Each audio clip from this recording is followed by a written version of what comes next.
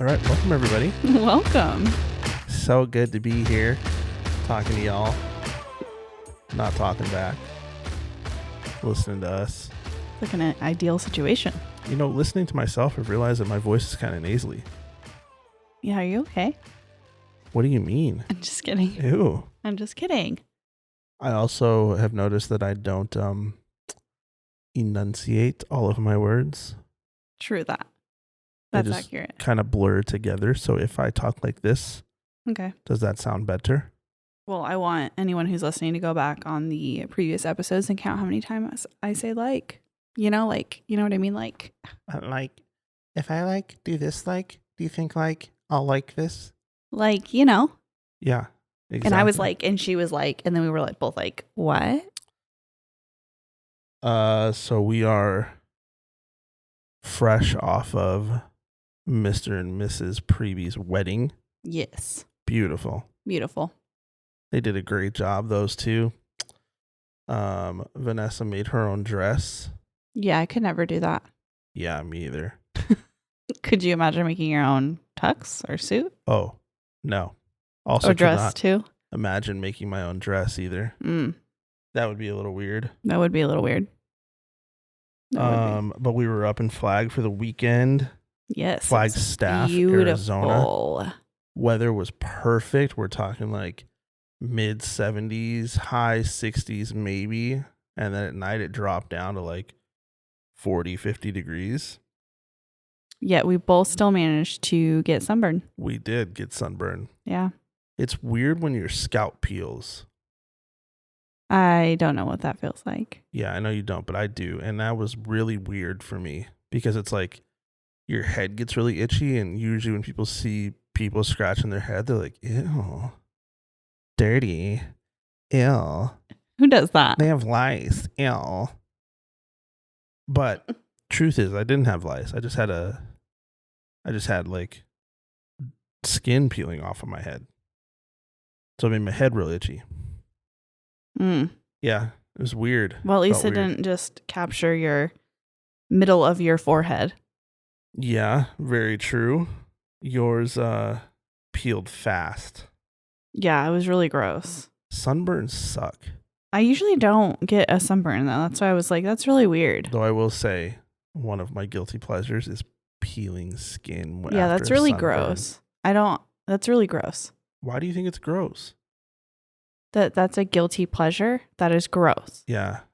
Like if I sunburn on my arms or shoulders, like I will sit there and peel that skin off. And yeah, it's like it's weird, but at the same time, like it's pretty awesome. Ew. It feels awesome. No. Mm-mm. Yeah. No way. But then there's sometimes you like go too far with the peeling and then it starts to like hurt because you're getting into skin that wasn't sunburned. Yeah. It's terrible. What was your favorite part about the wedding? Well, you know, like I've said before, you know, when I was up there, I wasn't just any man. I was the best one. I wasn't just any man. Yeah. So, just, you know, watching Jason be super happy and watching Vanessa be super happy. You know, I got to walk down with Vanessa's daughter, Adriana. Yeah. And I love that kid. She's fantastic. Yeah. Hilarious. She just makes me laugh all the time. And so that was kind of fun, you know, actually walking down with somebody that I can tolerate. I thought you were going to say be taller then. Oh, yeah, that too. I was like, ooh. She called me 4'9". I mean, how tall are you? She goes, are you ready 4'9"? I'm like, I'm sorry, what? Was that a height joke? She goes, yeah. Hilarious. I'm like, all right. I'm here for it. But it was really hard to like not walk down with somebody that I can tolerate because Vanessa's bridesmaids were her best friend and then the girls, their daughters. Mm-hmm. So, you know, it would have been cool either way. But yeah, I think just, you know, being under the same roof as everybody, which is really cool about that venue, is that they were able to stash all of us in there. Yeah. Well, most of everyone. And most of Jason's family lives in Oregon, so super happy to see my pseudo brothers for the weekend. It was pretty fun. What was your favorite part? I don't know. I've never been to a wedding where I actually got choked up at. But this was like the first one when they were doing the rehearsal. But what part God. did you choke up at? Having her dad and grandfather walking down the aisle, and then with the music, I was like, what is happening? Something's in my eye. Call 911. I don't know what this is. Yeah. Ew, yeah. It was like, ooh. Yeah, you're like, what's happening? Oh, no. I'm not crying. Oh, no. No, I really do have something in my eye this time, though. But Oh, perfect. Okay, cool. Yeah, I thought that that was really nice the way she did that. And they also had like a little dedication area to those that could not be with us physically, which is pretty cool. Just being able to. I cried during that part too. Yeah, it was a lot. It was a lot of crying for me. Yeah, and not like boohoo crying, but like, oh. Yeah, yeah. It was. I had a really good time. Just being around everybody and being part of the wedding, part of Jason's important day and Vanessa's important day. I don't know. Vanessa's. I said Jason, and then that's interesting. I didn't have a. I guess I could have said like Ness. Okay. You stepped out of your comfort zone a little bit. I totally did. In multiple ways, actually. You were a part of a social scene where you had to talk to people. I know. I had to interact. Especially being under the same roof. I was like, oh no, I don't have an escape. Yeah, there's nowhere to go. Well, what am I going to do? And the second part was photographing a wedding. Well. Partially. Yeah. Partially. Yeah. They did have a photographer there. Emily kind of stepped in to help, which is pretty neato. Yeah, it was a good experience, I would say. You took really, really solid pictures. I really loved all of them. Thank you. It's very nice. I know Vanessa did too, so. Thank you. Really, really good. What was the hardest part for you about just socializing? Well, there literally was no escape. Oh. I always like to have an exit strategy in case. And I mean socially. Like, screw this, I'm out. Socially, an exit strategy. Yeah. I don't know, especially with people that I don't really know. Like I obviously I know Jason and Vanessa. Right. But that was it. And you. And me. And I had to help set up. We were all under the same roof. Yeah. It was a lot. Yeah. We got up there like 10 a.m. Saturday morning and from the car went straight to setting up the wedding. Like didn't even get bags out of the car. Yeah, they had rented a what is it? A U-Haul? U-Haul. Yeah, and just lugged all their decor. Which I will say I had as I was helping set up, I'd asked Vanessa, oh, how did you know like the measurements of, because there was like how many tables?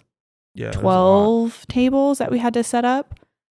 So, me, I'm like, wow, did you just like measure the tables? And how did you know how many? And she's like, I just guessed. I'm like, I could not operate like that. I guess. She was like, oh, this looks about enough. And I'm like, oh my God. Yeah, that's real sketch there. Yeah, no, but it turned out gorgeous. And a lot of things she said that she found thrifting too, which I thought was pretty cool. Yeah, you guys are thrifters. Yeah, there's something about. What's your strategy when you go thrifting? I went to Goodwill the other day to pick up like an end table because we're trying to like do this whole furniture flipping thing. We're like venturing into new worlds. Yeah. And I walked into Goodwill and I'm like, I don't know what I'm looking for. You don't have a strategy. That's the thing. You never know what you're going to find. So you just go in there. All I know is do not pull a Maddie because she was like, I need to go thrifting. Everyone always talks about, I want to go with you, blah, blah, blah. So one time I took her with me. Literally, she went through maybe 5 items on a rack. I was like, yeah, there's nothing here for me. I'm like, dude. 5? I kid you not. Little doot. Yeah, there's nothing here for me. And I was like, you need to roll your damn sleeves up. Put your hair back. Yeah. Get in there, girl. I started to go through the clothes and I was like, nah. I'm here for furniture. You just never know. And then there's days where you walk into a Goodwill and you're like, yep, this is the one. And you just find all the gold. You just get like a feeling. Well, did you, what, it was part of the Suns game, but they did a Goodwill like scavenger hunt for Suns tickets. Oh. A couple weeks ago. It was so cool. They like just. But they hid the ticket somewhere? Yeah. Really? Yeah. It was like They put out some scavenger hunt and listed 10 possible stores that the tickets could have been at. And then they like gave some hint, I forget what it was. Mm-hmm. But yeah, it was on like a sun's color like blanket in one of the stores, and a lady found it. Oh, that's awesome. How cool is that? That would be really cool. It's like treasure hunting. Well, it's every time you go thrifting. What, treasure hunting? Yeah, you might find a treasure. Not like a literal treasure, but. And then also there was like, I went on like a weekday, like a Thursday, Crap ton of people, it was huh? a Thursday, and there was like people there. I'm like, what? Don't you guys have jobs? Who goes to Goodwill on a Thursday? Are you kidding me? They put new stuff out daily. Weird. It's weird. And then the end table that I got, we were starting to sand it today, and I pulled out the drawer, and there was stuff in there, and there was like a letter in there. A letter? Well, like from like a business to the person. But the person, the address was 40, like baseline and something 44th Street or something like that. Whoa. Super far. So That's I'm just weird. wondering, like, how did it get to the one out here in Surprise? Yeah. Weird. Yeah. I wonder how many houses it's been in. Really strange. And not only like how many houses it's been in, but like how many houses has it been in that didn't notice all of that stuff under there? Because that wasn't the only thing I found. Was it like lodged up in there? Yeah. Well, it was like underneath the bottom drawer. I found like a National Security DVD, not like the United States National Security, the movie National Security with Martin Lawrence. And then like fake earrings and a bracelet and a pencil. Interesting. And a letter. And a gold coin. Ooh. Just kidding. Oh. That would have been cool though. I'm just saying, could you imagine if you found like real money or something and it just got stuck? God, I love seeing people like in videos. They're like, oh, we're just remodeling our house and I found this box and we're about to open it, and they like film it. Mm-hmm. And there was one dude that did that. They had like a drop ceiling in their house, and so he was tearing out the drop ceiling, and when he pulled down a part of it, he like looked up in there and saw this box, and he pulled it out, and it was from like the 1980s, which it was forever ago. I'm like, that's not that long ago. It's like ancient times at this point. At least I feel ancient. And when he counted out the money, there was like, I think it was like $3,000 or $4,000 inside of it. Jeez. So I would love to like have that. Maybe there's a box here in this house. This new build? This new build. It's just our box. I love that. I mean, like, do people just forget about it? I guess I don't really understand. Yeah, I mean, or they like pass away and then they Yeah. don't tell anyone their secret. Maybe, yeah. They're just like, we've been, he's been probably saving that money for 20 something years, and then kicked the bucket. And when he kicked the bucket, he forgot to tell everybody what was inside the bucket. Wouldn't you feel guilty keeping that Or or even spending that? maybe a little bit. Or like, what if it was drug money and then the cartel's going to come after you because you spent it? Holy, don't even say the C word on here. Oh, is that illegal? You just don't even know like who's listening. What, they're going to come after me because I said it? If anyone from the cartel is listening. Oh, okay. Because they're We're definitely cool. listening to this podcast. We're cool. We're cool. We're cool. No, Yeah. we're cool. Yeah. I think I would donate a little bit of it. I'm dead. And that would make me feel better. Just a little bit? Yeah, if I found like $3,000, you donate a couple $100 and then you spend the rest. You do your thing, I don't know. Did you just play a TikTok while we're recording? No. Ugh. No, I opened a message. We had gotten a message on the podcast one, and I just wanted to see. I was like, oh, that's weird, but it was just a generic. Oh. Ew. Y'all follow our podcast? If you don't, you should. At Blended and Not Offended on Instagram. I think we should do a giveaway, though, for realsies. Oh my goodness, the giveaway thing again. No? I don't know. Maybe. You've been talking about doing weddings now, potentially. Well, now. Starting to. I've always been asked to do them. What got you started in photography? It was in high school, and I was in the yearbook committee. And so obviously we had to go and take pictures. And I did video production. Yeah. So the whole aspect of just the creativity, I think, is where it all sparked for me originally, especially the video. Obviously, my bachelor's is in film and media studies. So I used to do the intros to our MTV at Millennium that we used to post every Friday. MTV, really? That's what it was called. Oh, yeah, no. Millennium TV. MTV. And then I used to do the couple seasons I did the banquet intro recap for the basketball team, for the guys basketball team. Well, that's neat. Yeah. It was actually like a paid gig. Oh, mm-hmm. They paid you? Yeah, the booster club of. Oh, yeah. Yep. Of course.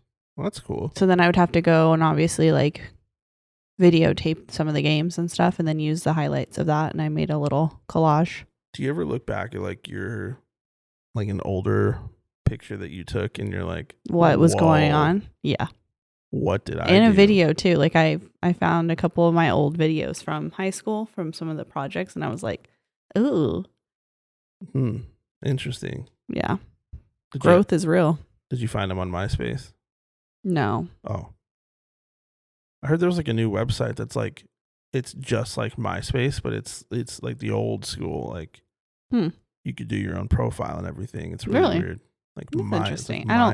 My own space.net or something like that. I don't know. I don't think I can get into it again. Ugh, yeah. It was a lot of work. It was a lot of work. You got to find your background and then you got to do your top 5 or whatever it was. And then your profile song. Yep. You know? What do you think is like holding you back from doing weddings full time? The pressure of it all is so freaking stressful.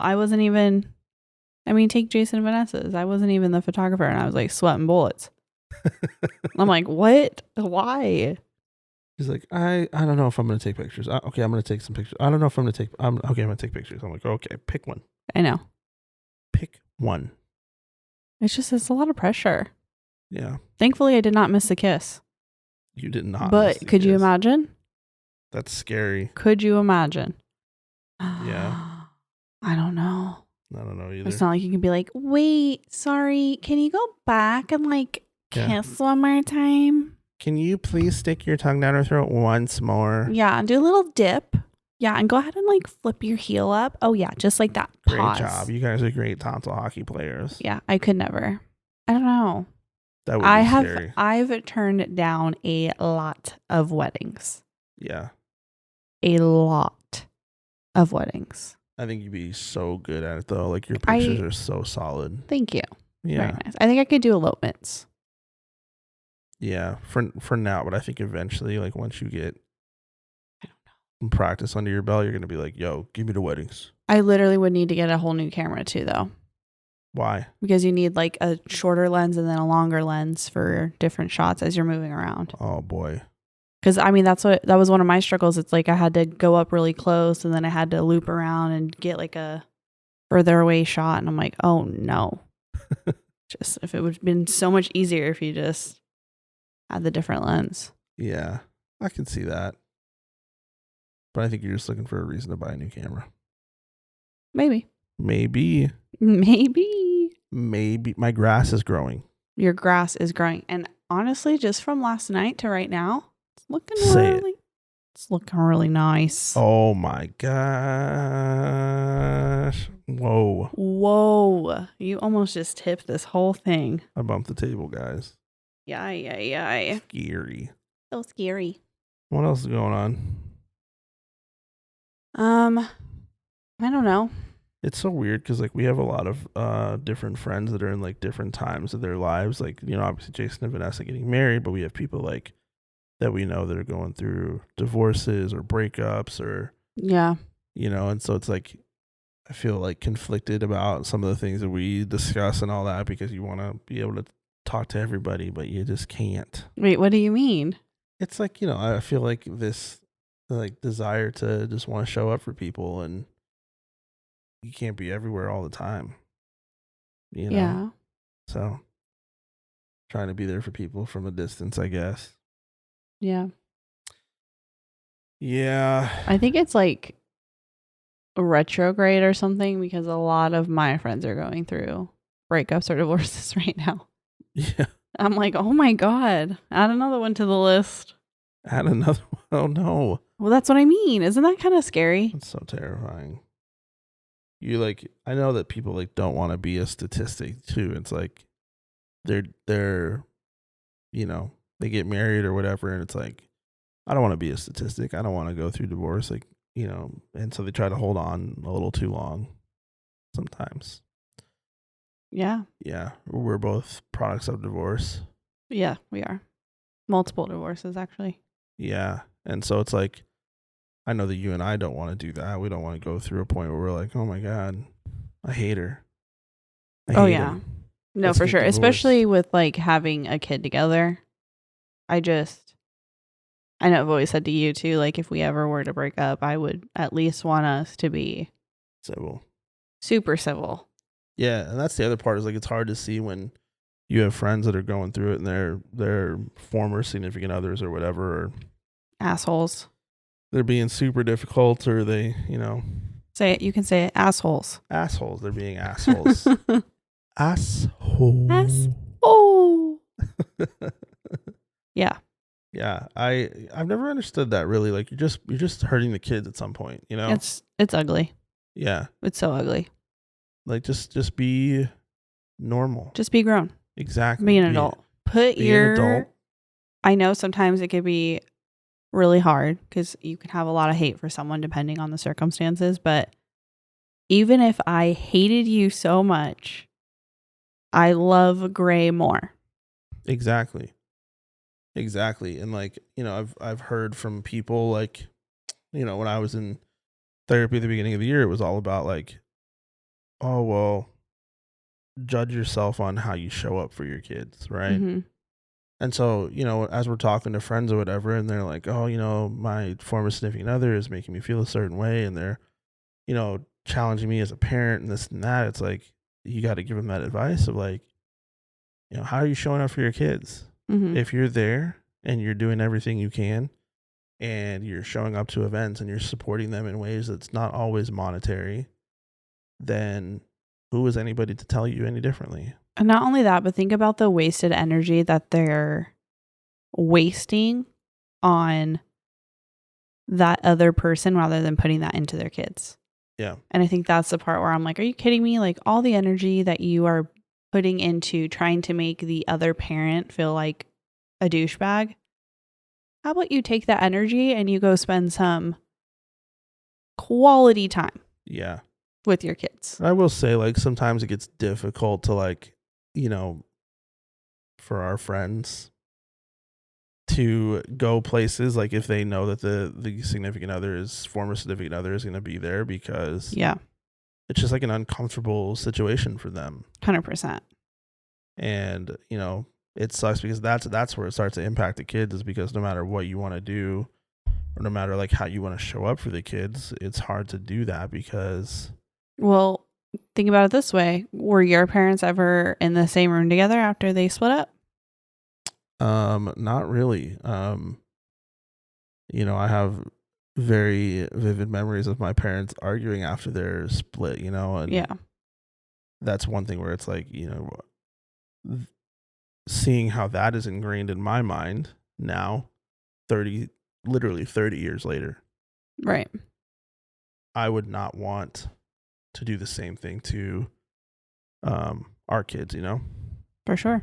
So yeah, I think that's, you and I have always talked about what would happen if we ever did split, and putting Gray first is the best way to go. Yeah, there's no other way. In my book, at least, just because I know, we both been through separated parents, so we know what it's like. And I just think that that's one way that I would always make sure to not be like that. Yeah. And not everything is about money all the time. Yeah. You don't, not saying that, parents don't need financial help from time to time, but, you don't have to spend money on kids to spend time with them or to put them first. Mm-hmm. You don't have to, take them on trips or buy them things and say, oh my God, I love you, and this is how much I love you. I bought you this, It's the quality time for sure. I mean, even I've noticed that Like even like you know how I do for Grayson's birthday, there's usually I take a day off of work and like I go and I take him on something, right? What was last year? Oh, I did the Butterfly Wonderland and the aquarium and all of that. But even when I do things like that, he has the most time when it's just him and I out in the backyard playing with water or bubbles. Yeah. And I'm like, are you kidding me? A $5 thing of bubbles. Yeah. And he's genuinely having the best time. Last night I was mowing the grass, and before I knew it, I turned around and there's Gray with his little fake lawnmower, like mowing right alongside me. Oh, cute. Dad, look, Dad, look. And he's just like so excited that I'm, acknowledging that his fake lawnmower is mowing the grass, mowing my real grass, But that's what I mean. Like, yeah, and I didn't spend a dime. Not a dime. Free 99. Free 99. Yeah. What really breaks my heart though is when I'm out in public and I see the parents or we're going out to eat and the parents are just like scrolling through Instagram, which, we both do it. Mm-hmm. But when the kid's like, Mom, yeah, Mom, and nothing, I'm like, oh my God, acknowledge. Yeah. I was listening to this podcast the other day and they were talking about how like dads are even a different breed nowadays. Like in the past, it was like, dad went to work, dad came home, he ate dinner, he took a shower, he went to bed, he, maybe said hey to his kids, whatever. Nowadays, like we're different. We want to be a part of things. We want to be plugged into our kids' lives and we want to be plugged into our partners' lives. And so just like, on that same aspect of like scrolling through Instagram and not giving the quality time, even like, when you're coming home from work or whatever, like you have to be present. You have to shut the phone down. You have to, have conversations with your family, ask about everybody's day, try to figure out exactly what's going on so you can stay plugged in. 100%. Yeah. I'm excited because like Maddie's she's going to be driving here in a few months. Yeah. Scary. But I'm looking at it as like, that's more time I get to spend with her, teaching her, trying to get her up to speed on where she needs to go. Should you be teaching her how to drive? Oh boy, here we go. I'm actually a good driver. You are not. I'm a good driver. You are the prototypical passenger, whatever you call it, princess or queen or whatever, where you're just like, drive me around and then I'm going to freak out about taillights that are a mile down the road. No, I'm telling you, you're just not as observant as you should be. It's scary. Anyways. I also think that the whole like spending money on your kids all the time, I'm not saying spending money on your kids is bad, but if that's all you're doing, that's what the kids start to expect. Well, that's what they think love is. That's what I mean. Yeah. Yeah. And it's not. Yeah. And so you kind of push these entitled kids around. Yeah. Essentially is what you're doing. For sure. You're making them entitled because they think that if they have people in their lives that love them, that they're always going to be handed something. Right. Yeah. Yeah. I can't stand that. I feel like that's like the worst way to try to show your kids love, honestly. It does get to be like a lot. And it's unfortunate because I wish that there was more people out there that just wanted to spend quality time with their kids. Yeah. I hear you. Imagine what you could learn from your children. Yeah. If you just took the time to ask. Yeah. So anywho, we got to that topic because we were talking about people splitting and making people feel a certain way about being the parents that they are to their kids. Moral of the story is don't be dicks to each other. 100%. Put the kid first. Yeah. If you are in a co-parenting relationship, if you're co-parenting in some sort of way, like just put the kids first, partner together. There's a reason why it's called co-parenting. For sure. There's a boundary there. And I think that some parents just don't put it up soon enough. Mm-hmm.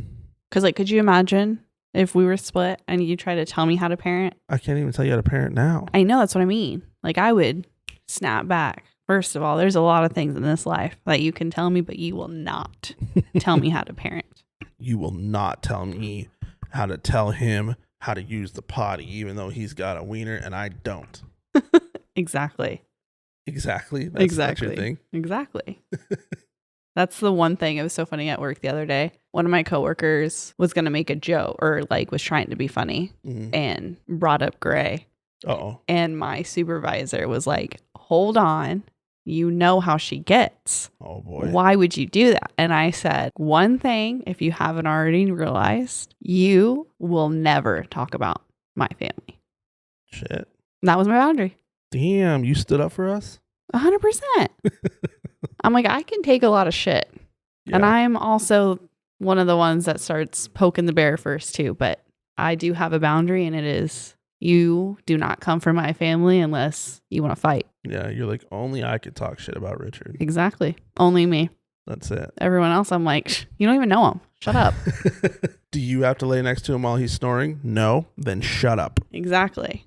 Which is crazy. I mean, do you not get that way though? Yeah, no, I do. I think that it's like you, as like a parent in the house or as a partner, you're kind of like naturally protective over the people that depend on you in some sort of way. Yeah. I depend on you for things. You depend on me for things. The kids depend on us for things. We like to think we depend on them for things, but getting laundry done is not something that's super important.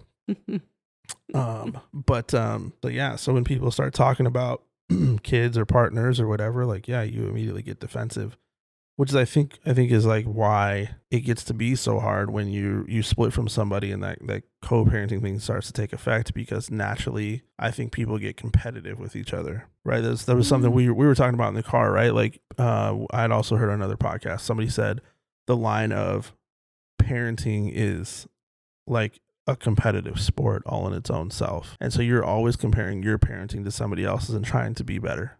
Yeah, I think more so though, when this is just like personally, I think if I, like, let's say Gray has a best friend or whatever, friends of the same age, right? Mm-hmm. And from the outside, you just think that they have the best parents, right? They're well put together. They're always on time. Like, just, I mean, then I can see myself be like, well, damn, like, I don't have the energy to do that. Like, I need to do more. But from the sense of, let's say, like, you and me were to split, I don't think I would be competitive with you. My mindset, I think, would just be like, hey, as long as we both love him, we show up for him, like, let's just do the damn thing. I think you say that, but the first time we did something different and you thought your way was better, inherently it would be like, I do that better. I don't think so. I think it's all, now if y'all have like a toxic relationship and that's what you start that co-parenting relationship off on, then yes. No, that's true. I think everything from there is going to be a push and pull. Yeah. But if you establish healthy boundaries and you're like, listen, we hate each other, but we love our kid. We're going to do everything we can to be as civil as possible, right? And kind of establish that, I don't think there would be much. I guess you're right. I have a, I don't want to put people's dirty laundry out there, so I'm just going to refer to them as a friend. I have a friend, and when him and his lady split and they had a daughter together, he set very clear boundaries from the beginning, and there was times where she would reach out and try to, say things to him that were maybe not like the way things should have been handled, right? It was like, oh, you're toxic, right? Exactly. Yeah. Like she was trying to start problems, and he just didn't answer. Yeah. He didn't give her the time of day, and he didn't have to say a word, and inherently he was setting a boundary with her. I'm 100%. Not going to give you that energy back, And to this day, like, they have a great relationship, co-parenting relationship, of course, and they agree on their daughter, and they raise her in a specific way, and I think it's a really good thing to set those boundaries and make sure that people know, like, hey, we might have been toxic in the past, but this is not about us. I think that's literally the number one thing that's needed. Yeah. I mean, you could probably speak more to it. Obviously, I don't have to co-parent with anyone, right? But I could if I were to put myself in that situation, I think that would be one of the first things. Yeah, I think it has to be. Even if you're learning this lesson late, like let's say somebody's listening right now and they've been co-parenting for years and now it's like, and it's been toxic the entire time. It's okay to learn things late and it's okay to set boundaries late.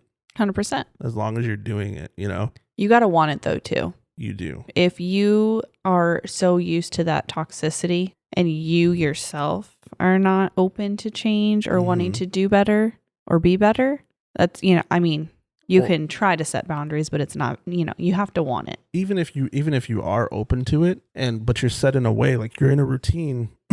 Jesus, what's happening to my voice there? Ooh, sexy. I'm going through like this whole like puberty thing. My voice is getting deeper. Yeah, call 1-800. Okay. Oh God, Big Papa. Big. Like if you're in a routine of toxicity, that's all you know. That's all you've been doing over the past however many years. Even if you are willing to make a change, it can be hard to break those habits and break that routine. 100%. It's all you've ever known. Yeah, especially if you're stubborn or whatever. And you get that first text message, it's like, oh, you're a piece of shit. But you know what that tells me? Self-work. Yeah. But I think what I'm saying is like, you get that first message of like, oh, you're a piece of shit. Your first thing is like, I got to respond to this. Like, F you. Yeah. Yeah. Oh, I'm a piece of shit. Let me tell you everything about you right now. Oh, for sure. I think that's the natural instinct though. Yeah.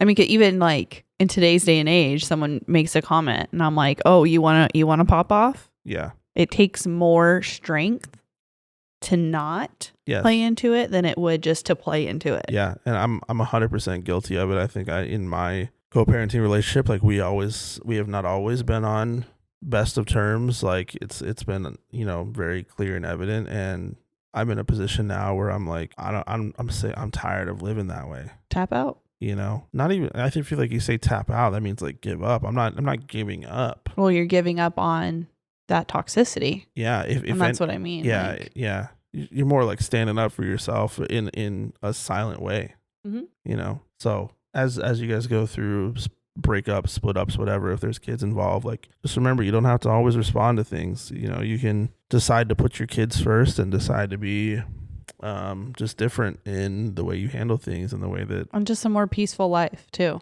Yeah. Seriously. You get sick of the drama all the time. Oh my God. It's a lot.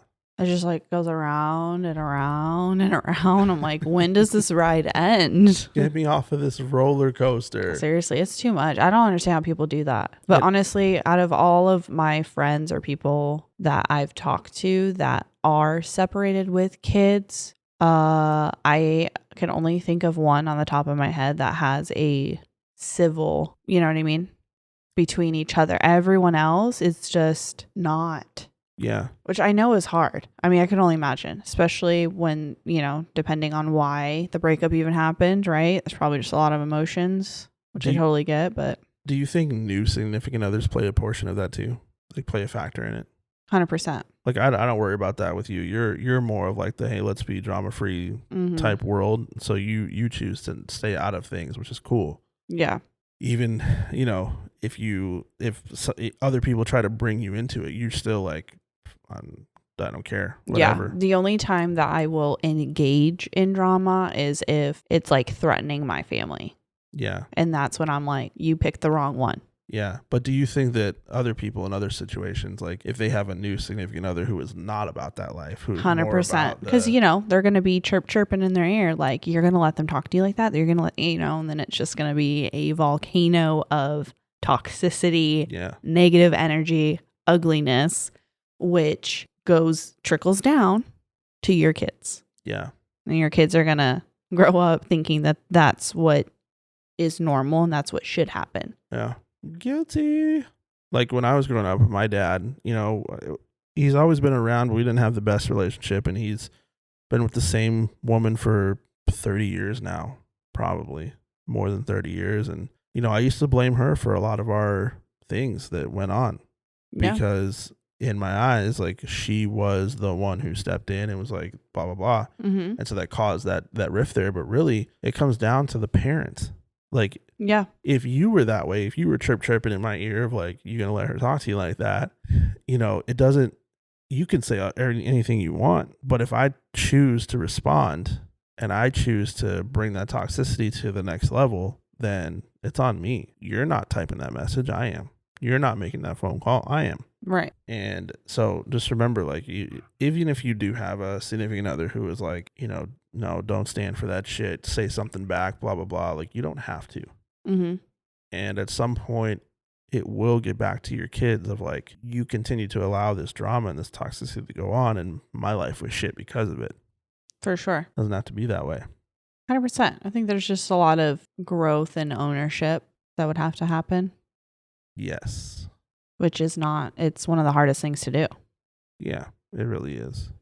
Break the habit that you only know.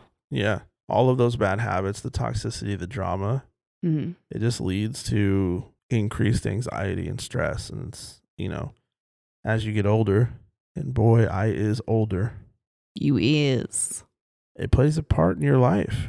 Yeah. Sleep, body recovery, weight gain, weight loss, like all of that stuff is there. And, if you're continuing to allow the drama to set in and impact your stress levels, your anxiety levels, then all of that stuff gets impacted too. And you don't even see that stuff. You just think, oh, I'm having trouble sleeping. But in all reality, your mind is working 1,000,000 miles a minute because you're thinking, God, I can't believe they said that to me. Yeah. Ew. Which I think though it's like hard, right? Because I used to be like that. Like I would not set a boundary for myself. And I'm not talking about co-parenting. I just mean in life general. If a family member made a comment to me that rubbed me the wrong way, I would just essentially eat it. Mm-hmm. But like as I've grown and gotten older, I'm the one that says, you're not going to talk to me like that. Yeah. Or I didn't like that you just said that to me. Yep. And then you just nip it. And then what they do with that after is on them. At least for me. And like my mindset is I let them know I did not like that comment. What they do with that is up to them. Right. At that point, I let them know. I let it go. Yeah. You know what I mean? If you continue to tempt me, I will find you. Boundaries are important. They determine like what you're going to allow in and out of your life. And if you've, think of any type of boundaries set up on the road, right? If there's a boundary somewhere, I'm not going to be able to drive down that road. And so it just kind of sets you up how you want to live your life. Those boundaries will allow you to live in that way. They keep bad stuff out. They keep bad things from happening. They keep, people in their, so to speak, places. 100%. Know your place. Know your place. Know your role. Shut your mouth. Oh my. Essentially. Essentially. The Rock. If you or anybody is, going through certain stuff where you're like, man, I'm learning how to set boundaries, or, I'm in a position that a lot of what we just talked about relates back somehow, then let us know. We'd love to talk to you. For sure. Cocomelon. Since you posted that video of me watching it by myself. I did. Yeah. Love that. How's your going viral thing going? You viral yet? It's not going. You're going to get this. I have faith in you. you. I don't know. I don't know how people do it. I feel like I'm funny and then I'm like, maybe I'm not funny. Yeah. I gotta eat some humble pie. Eat some humble pie. Yep. Sometimes just eating pie works. Oh, yeah? Yeah. Okay. And I smash it in your face. That's outside my boundary. Oh, okay. All right. Well, thanks everybody for listening. All right, y'all. Later, Gator. Bye.